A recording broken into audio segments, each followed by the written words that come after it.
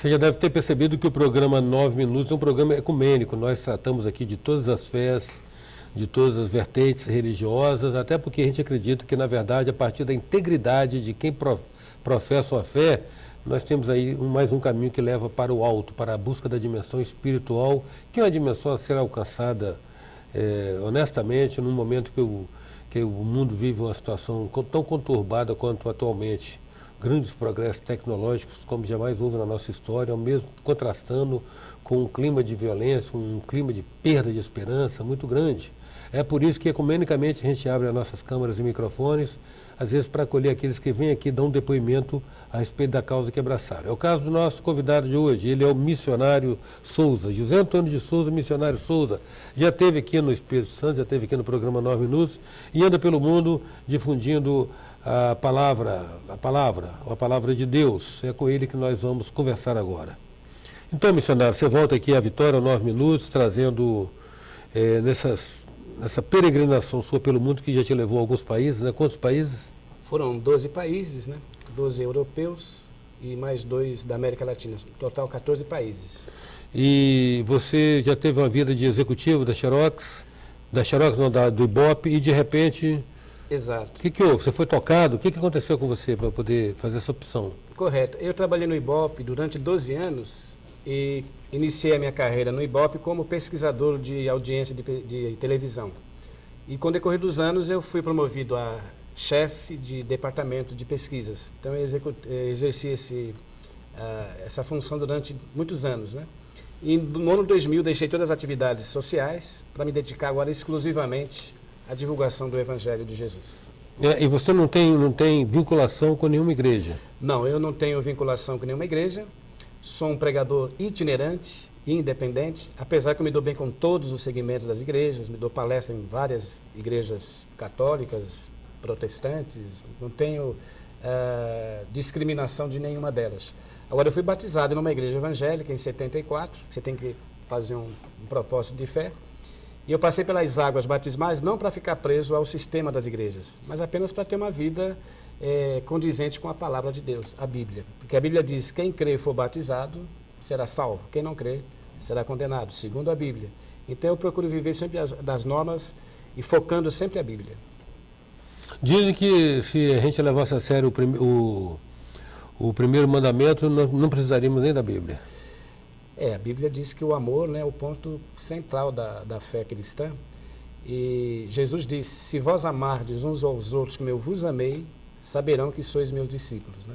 E o que a gente vê hoje nas igrejas não é esse amor. Há uma competitividade entre os líderes, há uma luta desesperada para atrair adeptos, como a gente viu agora a semana passada, denúncias, né? Líderes denunciando um ao outro, e o pior é que os dois estão nos mesmos níveis, né, de exploração e de manipulação dos fiéis. Mas é interessante que há um risco da gente, em generalizando, incorrer em injustiças, né? Porque tem pessoas sérias, probas, íntegras nessas denominações também. Correto. Mas é impressionante ver como é que floresceu essa indústria da fé, né? Ou seja, oferece uma esperança, um espírito às vezes sedento de apoio, de aconchego, de acalanto, e em troca cobra-se dele, quer dizer... essas pessoas fazem isso sem temor de que, de fato, o alto existe. Exato. E eles vão ter que prestar contas, né? É uma verdade, Eustáquio. Há uma passagem na Bíblia, em São Mateus, capítulo 7, o verso 22, que Jesus disse que naquele dia muitos discípulos ou ministros, né, irão dizer para ele, Senhor, no teu nome curamos. Realmente curaram. Em teu nome fizemos maravilhas. Fizeram maravilhas. E em teu nome expulsamos demônios.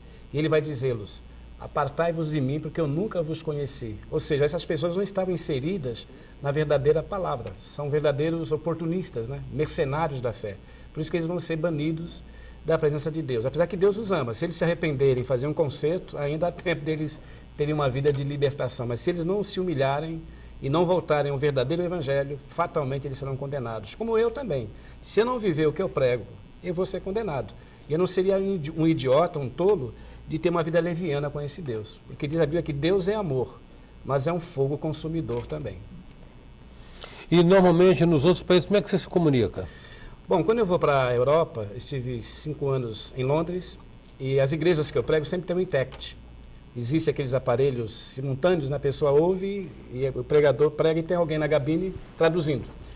E quando eu prego em praças públicas, que eu preguei muito em praças, na Alemanha, estive também em Londres, e sempre tinha um jovem que me interpretava nas pregações ao ar livre, nas praças. Que o meu ministério é basicamente em praças públicas, dentro de metrô, ônibus. Alguém diz assim, mas dentro do metrô você vai falar de Jesus? Aí eu penso, e os terroristas da Al-Qaeda não fazem atentados terroristas usando os meios de transportes para levar pânico e pavor? Eu levo a mensagem de Cristo e não vejo nada de antiético você transmitir uma mensagem dentro do meio de transporte. Mas apesar que eu falo com ética, sem agredir as pessoas, e falo apenas uns 3, 4 minutos no máximo, para as pessoas apenas assimilarem o que eu falei, depois eu vou para outro. É o tempo de uma viagem, outra, uma estação ou outra de metrô. Exato. Inclusive agora eu vim de São Paulo de avião, desci aqui no aeroporto de Vitória, e aproveitei quando o avião estacionou ali, me levantei e dei uma mensagem para os passageiros, e todos agradeceram, até vieram me parabenizar pela iniciativa. Então eu vejo isso como meio de comunicar uma boa nova, né? Se o crime, a violência, o tráfico de drogas se prolifera em qualquer lugar, por que não pregar o evangelho em qualquer lugar? E você sempre teve essa aptidão para comunicação? Ou ela aflorou na medida que você se colocou isso como missão? Ah, é verdade. Ela começou a aflorar depois que eu me converti ao cristianismo. Que antes de ser cristão, eu era um dependente químico, drogado, inútil para a sociedade, era um hippie, e não tinha realmente visão dos fatos e da realidade da vida.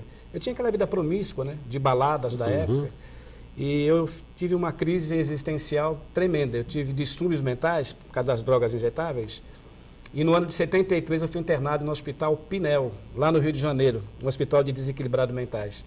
E foi naquele hospital que eu senti o drama da morte, porque na época da ditadura não se admitia viciado em drogas. Hoje o viciado é tratado como doente, né? Mas na minha época era como marginal. E o que me levou a me recuperar foi a leitura da Bíblia, sozinho, lendo a palavra de Deus na beira do mar, nos lugares isolados. E eu comecei então a sentir um impulso espiritual, um alimento para preencher aquele vazio, e eu louvo a Deus por essa palavra. Por isso que Jesus disse, nem só de pão viverá o homem, mas de toda a palavra que sai da boca de Deus. Em 9 minutos nós estamos conversando com o missionário Souza, José Antônio de Souza, missionário itinerante. Voltamos já.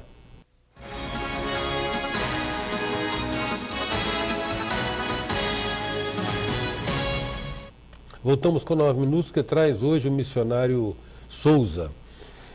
O missionário, você tem trechos específicos da Bíblia que você promove, que você lê quando você vai fazer um tipo de manifestação em público, como aconteceu você chegando aqui de Vitória de avião?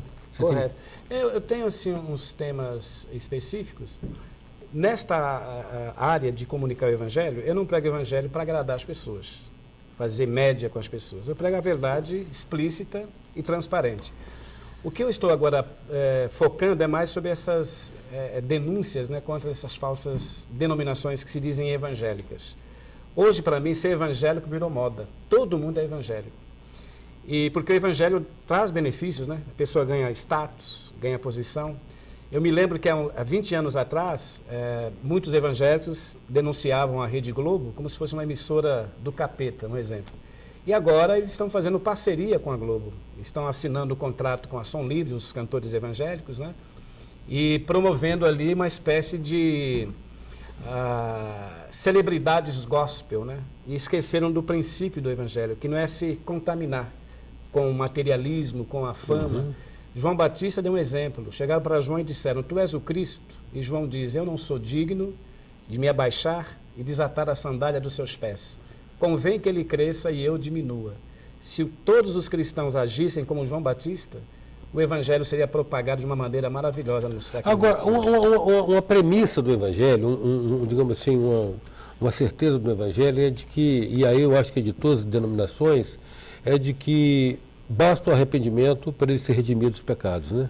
Dos erros. O arrependimento é o primeiro passo.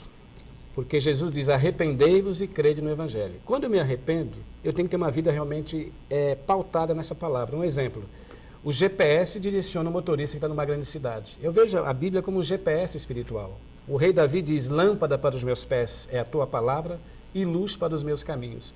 E há uma passagem no Salmo 119, e o verso 9, que o rei Davi diz o seguinte, como purificará o jovem o seu caminho? Aí vem a resposta, observando segundo a sua palavra. Se cada jovem ou cada cristão vivesse uma vida pautada nessa palavra, haveria realmente equilíbrio, paz, unidade. Hoje as igrejas estão se dividindo, elas não se relacionam, né? Por exemplo, os batistas não se dão bem com os assembleanos não se dão bem com os presbiterianos, os da Maranata não se dão bem com a Igreja Universal, ou seja, há um choque entre as próprias religiões que se dizem cristãs. E Jesus diz, quem comigo não ajunta, espalha. O que a gente vê hoje, infelizmente, é estas divergências, né? E Jesus diz, uma casa dividida não subsistirá. E a gente vê que a igreja hoje no Brasil perdeu a credibilidade. Você está falando só dos evangélicos? Não, e de todos os segmentos, né? Você vê Os igrejas católicos também, infelizmente, existem muitas divergências, até pedofilia, né? Segundo os noticiários. Então, o mundo está em trevas. Há uma passagem na Bíblia aqui, só para focar esse tema. Jeremias, no capítulo 23, o verso 11, Jeremias diz o seguinte, tanto o profeta como o sacerdote estão contaminados. Até na minha casa achei a sua maldade, diz o Senhor. Isso naquela época, imagina a época atual. Então é um fato que a gente deve se considerar e ficar atento à palavra de Deus. Mas porque eu acho que talvez a gente vive, hoje a questão do apelo material é muito forte, né, missionário? Mas não justifica, né? Porque Jesus disse, de graça recebestes, de graças dai. A salvação do homem, a vida restaurada, valeu um sacrifício de Cristo. Então eu não posso vender um talento que Ele me deu, um dom que Ele me deu. Se eu recebi de graça, eu tenho que passar para as pessoas de graça. E alguém diz assim, mas como é que você vai sobreviver? Você tem que trabalhar, tem que ter uma vida equilibrada, né? Social e espiritual. E aquele que vive só para pregar o evangelho, como pastores, eu respeito os pastores, os líderes das igrejas, eles têm que ter um salário. E Paulo diz assim, digno é o trabalhador do seu salário. Salário, não da riqueza. Comprando jatinhos particulares, mansões em Miami, como muitos líderes estão fazendo. Então isso realmente é uma aberração. É inadmissível na vida cristã alguém usar o evangelho como uma moeda de troca. Ou seja, a prosperidade é duvidosa aí, né? É duvidosa, é suspeita, óbvio. é suspeita. Não é legítima. Não é legítima porque Paulo diz lá na carta a Timóteo, capítulo 6, o verso 3 em diante, ele diz assim, se alguém ensina outra doutrina e não se conforma com a doutrina de Jesus, que é o amor, a misericórdia e a piedade, esse tal é soberbo e nada sabe. Aí outra passagem Paulo diz, tendo o que comer e com o que se vestir, estejamos com isso contentes, porque nada desse mundo trouxemos e nada dele levaremos. Essa é a passagem que Paulo nos dá de alerta para não ser materialistas e nem oportunistas. Será que esse pessoal está lendo a mesma Bíblia sua? Olha, isso pode até ler, mas Jesus falou assim uma certa ocasião, este povo honra-me com os lábios, mas os seus corações estão longe de mim, e em vão me adoram, ensinando doutrinas e preceitos de homens. Então, hoje os homens estão invertendo a palavra, adulterando a palavra e manipulando as massas. E essas massas, infelizmente, elas vão ser destruídas. Sabe por quê? No livro do profeta Isaías, capítulo 9, o verso 16, Isaías diz o seguinte, os guias desse povo são enganadores, e os que por eles são guiados são devorados. Isaías 9,16 tem esse texto da Bíblia. E é uma verdade. As pessoas são devoradas, perdem o equilíbrio, são como Maria vai com as outras, né? Como diz Paulo, não sejais como crianças, sendo levados por todo o vento de doutrina. Então, toda doutrina que se apresenta, as pessoas vão atrás de milagres, de revelações, e não buscam conhecimento, que é o mais importante.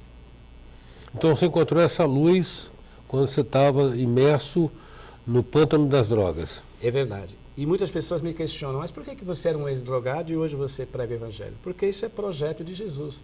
1 Timóteo, capítulo 1, verso 15, Paulo diz assim, esta é uma palavra fiel, digna de toda aceitação, que Jesus veio ao mundo para salvar os pecadores, dos quais eu sou o principal. Então Cristo veio para isso, restaurar o homem e dar a ele uma vida de dimensão espiritual, ou seja, quem está em Cristo é uma nova criatura. Você entende, missionário, que um homem que faz assim, tem como prática regular a leitura compenetrada, não a leitura intelectual, a leitura compenetrada da Bíblia, ele dispensa, digamos assim, o concurso de uma igreja? Não, é bom que a pessoa realmente faça essa experiência com a Bíblia, com a leitura, como eu sempre faço. Mas eu também gosto de congregar, de estar na igreja, compartilhar com os irmãos, com as pessoas. Eu tenho muitas amizades na Alemanha, na França, isto é, eu tenho que estar interagindo com todos os segmentos. Então eu não sou um cristão isolado. É bom você ter as suas experiências pessoais, é claro, mas estar interagindo com a sociedade é muito importante também. Agradeço muito, missionário, a sua presença no nosso 9 minutos e a comunhão de suas palavras conosco. Eu agradeço também, desejo bastante força, né, para todos os capixabas, né, e que as poucas palavras, essa entrevista possa ser de grande repercussão. Okay. Em 9 minutos hoje nós contamos com a presença do missionário Souza. Ele anda pelo mundo propagando a palavra de Deus com uma convicção de que esta é a sua missão. Até já. Sou passageiro do tempo, tentando entender erro e acerto os caminhos, aprender